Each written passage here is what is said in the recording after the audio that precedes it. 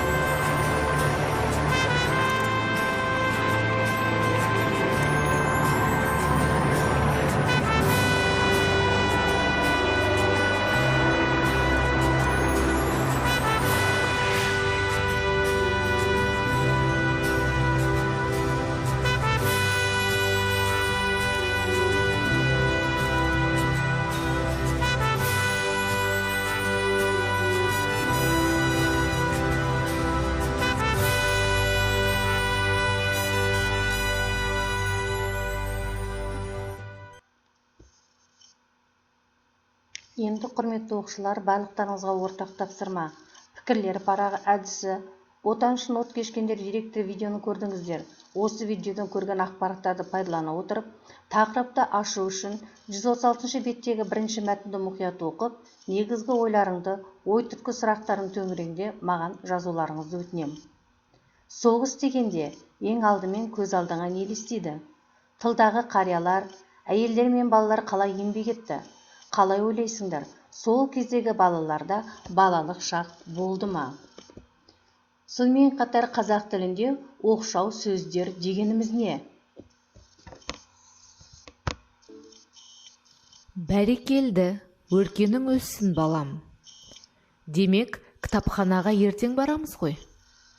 Өзі осында келген шығар сірә. Сен әуелі ойыңды жинақтап ал. Берілген сөйлемдерді оқыған кезде бәрекелді, балам, демек, сірә, сен, әуелі деген сөздердің дауыс ырғағы арқылы ерекшеленетінін байқаймыз. Сөйлемде ойды нақтылай түсіп, сөйлемдегі басқа сөздермен синтаксистік қарым-қатынасқа түспей, мағыналық қарым-қатынаста болатын мұндай сөздер оқшау сөздер деп аталады. Оқшау сөздер қандай мақсатта қолданылады? Оқшау сөздердің қандай түрлері бар?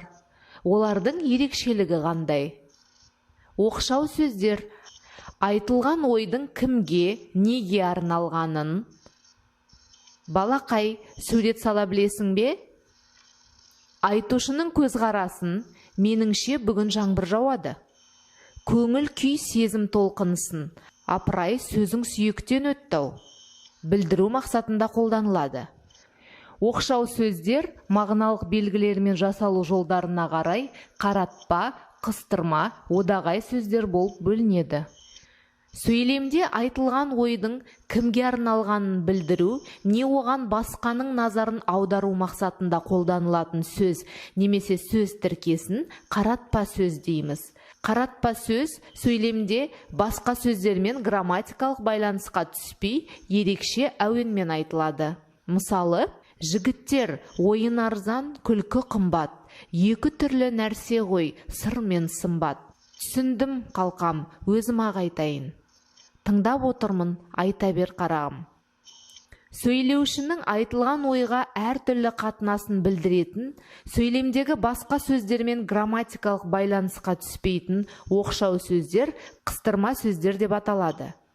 Қыстырма сөздер оқшау тұрып, айрықша интонациямен айтылады. Қыстырма сөздердің негізгі мағыналық топтары мынадай. Адамның көңіл күй сезімін білдіреді. Абырой болғанда, амал қанша, бақытына қарай, тағы басқа. Долбарлау, шамалау, сенер-сенбестікті білдіреді. Сірә, мүмкін, тегі, бәлкім, кім біледі, тағы басқа. Ойдың кімнен, қайдан екенін білдіреді. Меніңше, оның ойынша, тағы басқа. Бұрын айтылған пікірді күшейтумен нақтылау мәнін білдіреді. Атап айтқанда, сөйтіп, қысқасы, демек, тағы басқа. Айтылған пікірдің ойдың ретін, тәртібін білдіреді.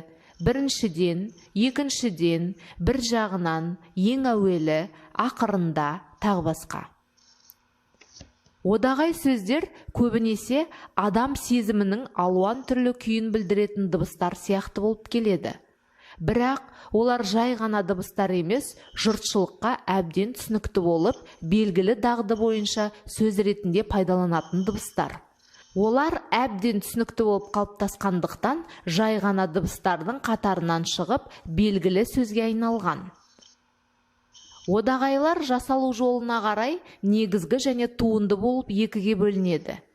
Негізгі одағайлар ау, па, ей, әй, е, уа, уау, уай, пай, охо, ой, ау, беу, тағы басқа. Туынды одағайлар бәрекелді, әттеген-ай, масқарай, о-тоба, астапыралла, япырмай, ойпырмай, тағы басқа. Мағынасына қарай көңіл күй одағайлары жағымды, алақай, пах, пай-пай, бәрекелді, пәлі, тағы басқа.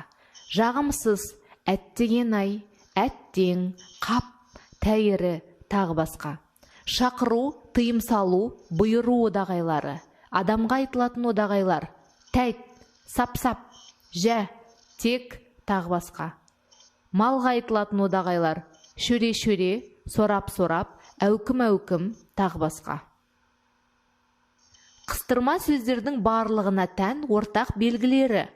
Сөйлемнің басында келсе, одан кейін үтір не леп белгісі, ортасында келсе, екі жағынан үтір, соңында келсе, оның алдынан үтір қойылады. Сөйлемнің басқа мүшелерімен грамматикалық жағынан байланыспайды, сөйлем мүшесі болмайды. Құрметті оқушылар, оқшау сөз туралы меңгерген білімдерді тиянақтау үшін 137 беттегі екінші тапсырманы оқып, ішінен оқшау сөздерді табамыз, түрлеріне қарай ажыратамыз. Сөйтіп, дәптерімізге мына кестені толтыра отырып жазамыз. Назарларыңызға рахмет.